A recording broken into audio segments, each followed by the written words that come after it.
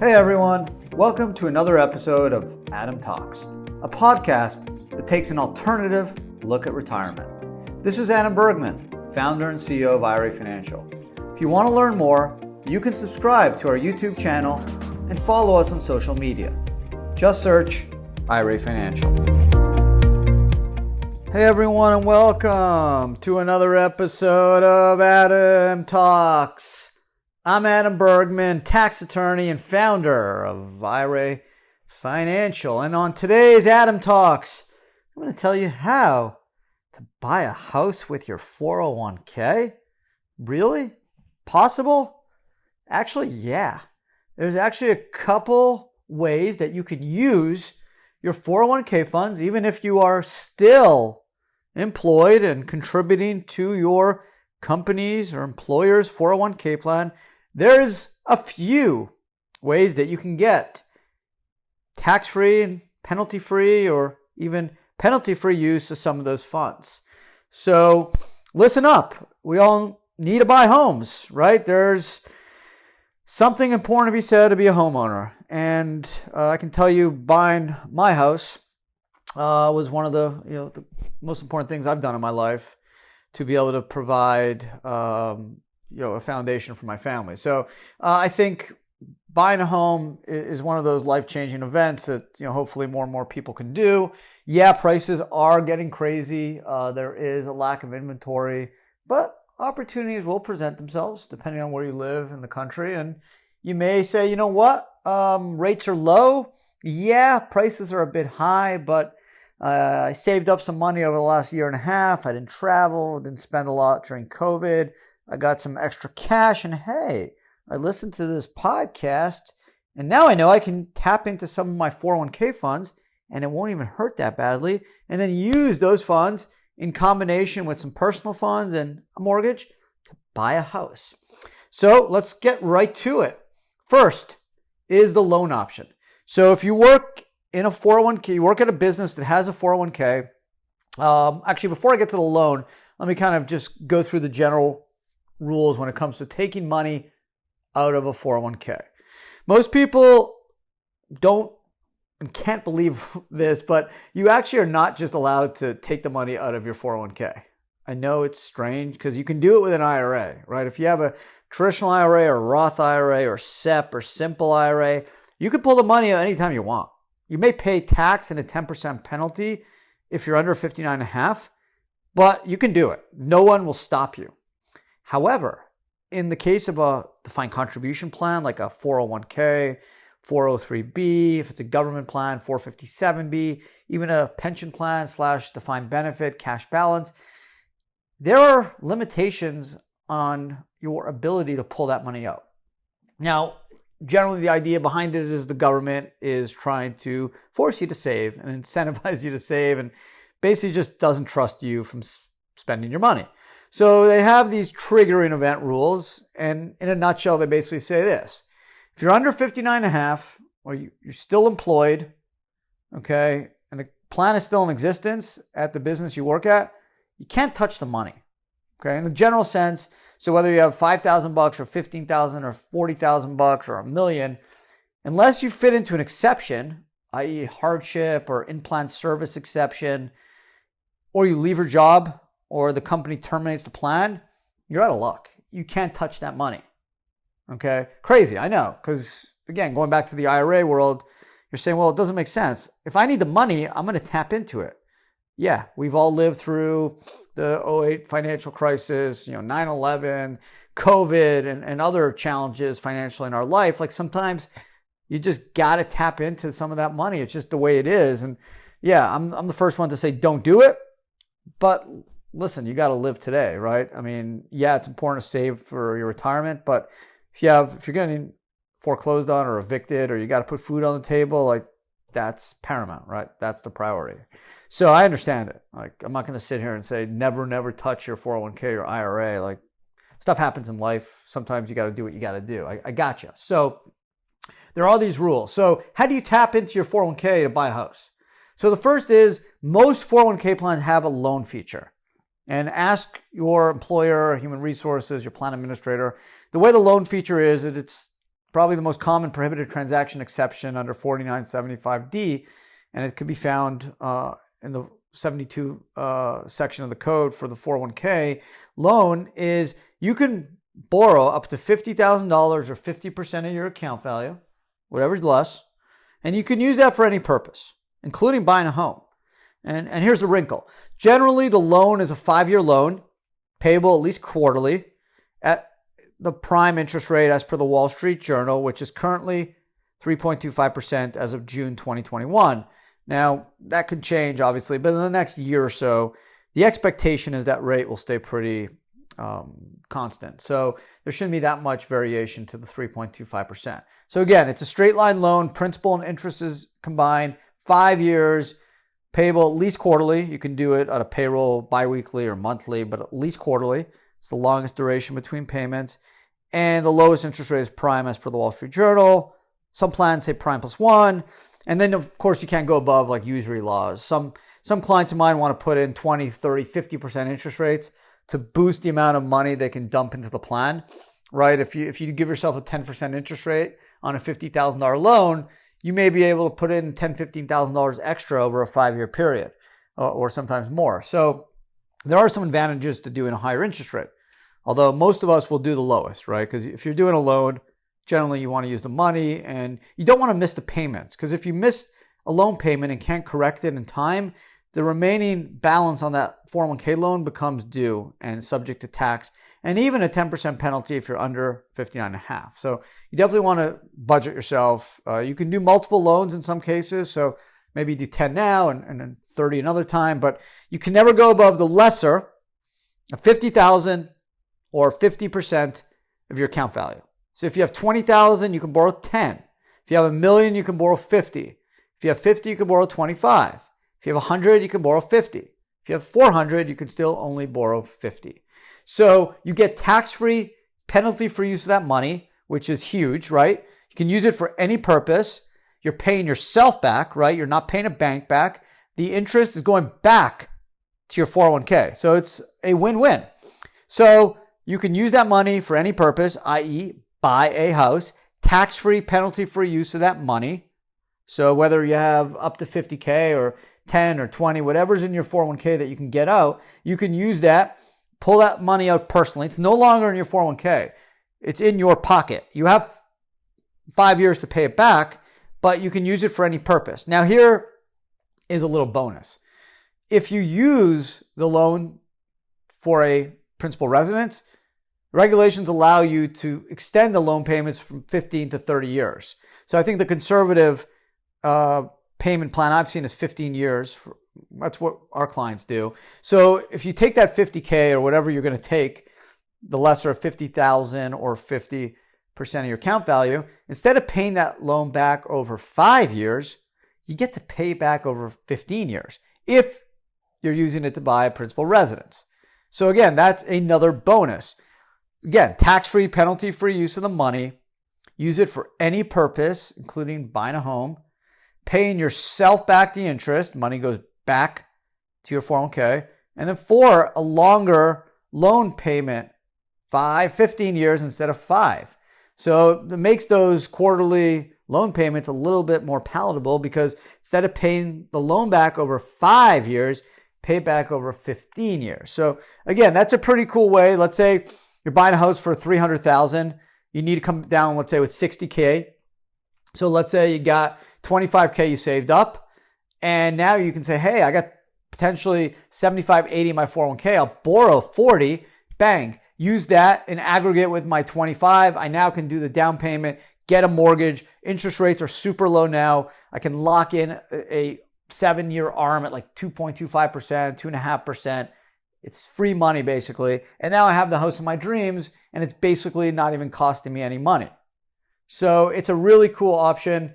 Now, obviously, if you're buying a $900,000 home, you're going to need a little bit more on a down payment. You're only going to be allowed to pull out the $50K loan. But hey, every dollar counts, right? At the end of the day, when you're trying to close on a house and you have all these closing costs and you want to get to that 20% threshold, so you're not paying any extra insurance costs on the mortgage, every dollar counts. I've done it. I've seen it. When I in a real estate transaction, So being able to tap into that money, pay it over 15 years, up to 50K, paying yourself back, tax-free, penalty-free use of the money is kind of cool. Second way that you can tap into your 401k if you're under 59.5 without taking a distribution is a hardship.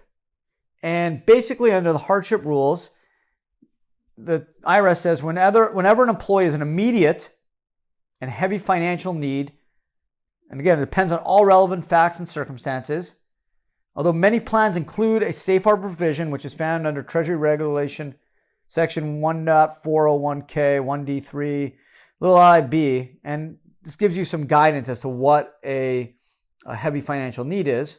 And it says it basically determines if the distribution on account of the participant's hardship, and the safe harbor provisions, which allows you to circumvent the whole facts and circumstances test and basically say, okay, I'm going to follow these rules because if I fit in to any of these categories, I know I can satisfy the immediate, heavy, and financial need. And guess what?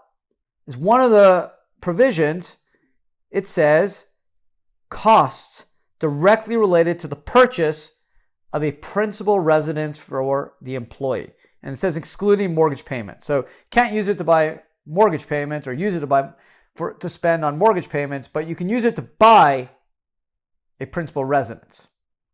Okay? So here we go. This hardship is going to let us pull out as much as we need to buy that principal residence. Now, the hardship doesn't get you around the tax. You still need to pay tax on the money you pull out, which sucks. But hey, it's better than the 10% penalty on top of that. The hardship gets you around the 10% early distribution penalty and also gets you access to those funds.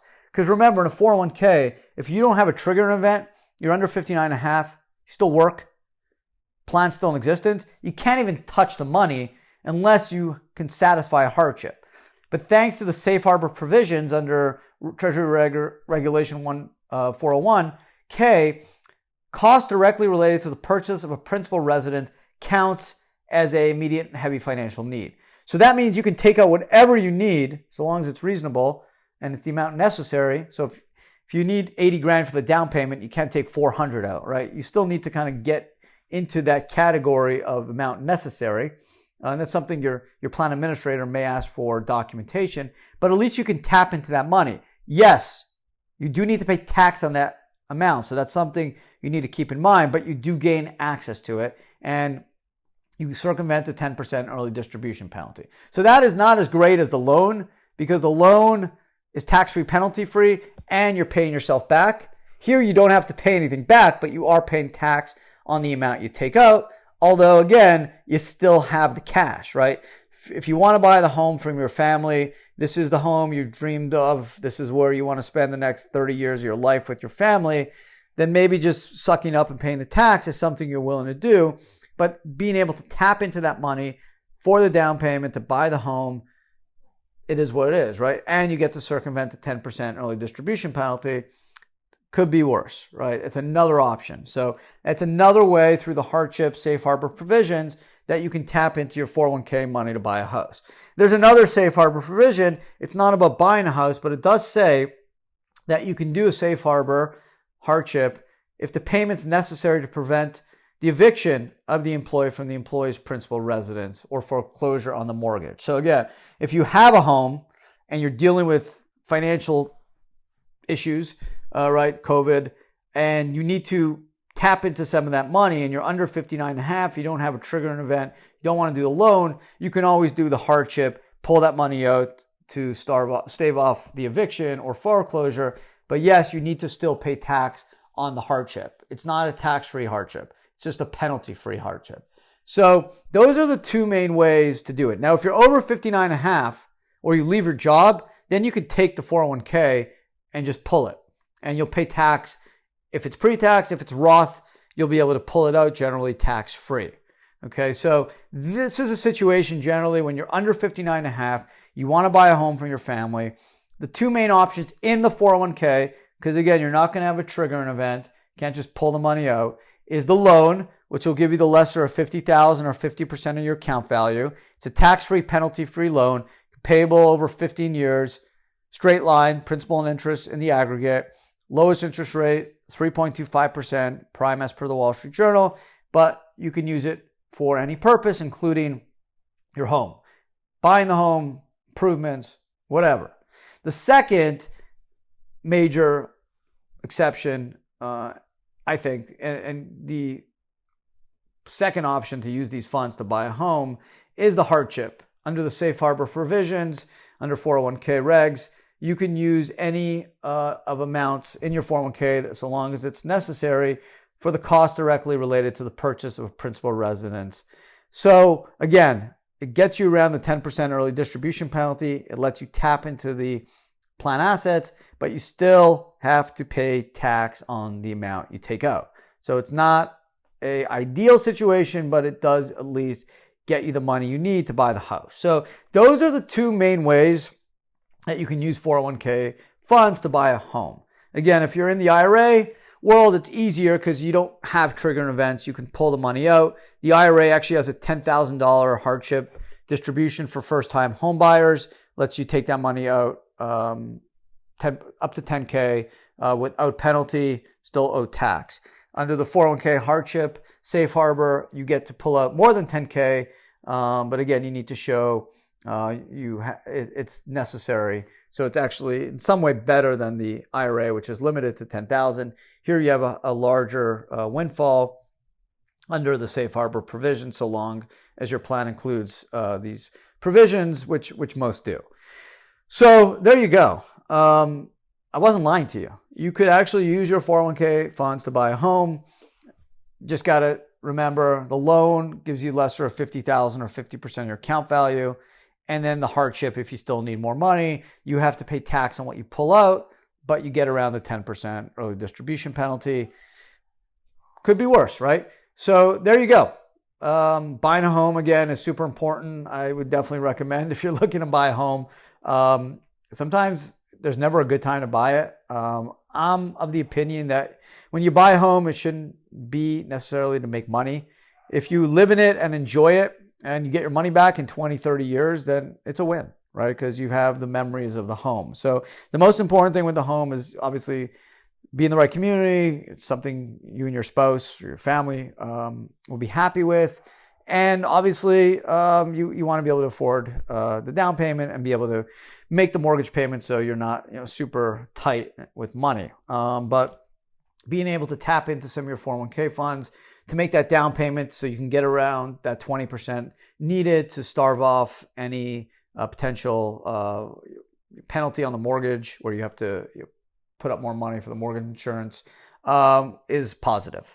So for most people who are buying homes, from $200,000 to $500,000 and need to come up anywhere from 50 to 100K, tap into that 401k, even if it's just 10, 20 grand, it helps. You combine that with your savings, that could put you over the top and hopefully get you into your home where you and your family could build some great memories and build a life together, which at the end of the day, I think is what it's all about. So there you go. Thanks for listening. If you are interested, you can always watch this on our YouTube channel at IRA Financial and subscribe. This is one of my 3 podcasts. This drops every Wednesday, but you can pick up Ad Mail, which drops every Thursday, which goes through 3 of the best client questions involving self-directed retirement plans. And every Tuesday, I drop Ad Bits, which tackles a specific self-directed retirement topic on a weekly basis, which I think you'll really enjoy. So again, appreciate all the support. Thank you for listening. I've gotten some really, really good feedback from all of you. The self-directed retirement nation is growing. I love it. It's awesome. I love hearing from you. So keep it up. I'll keep pumping out the content. Stay strong, stay safe, and talk to everyone again next week.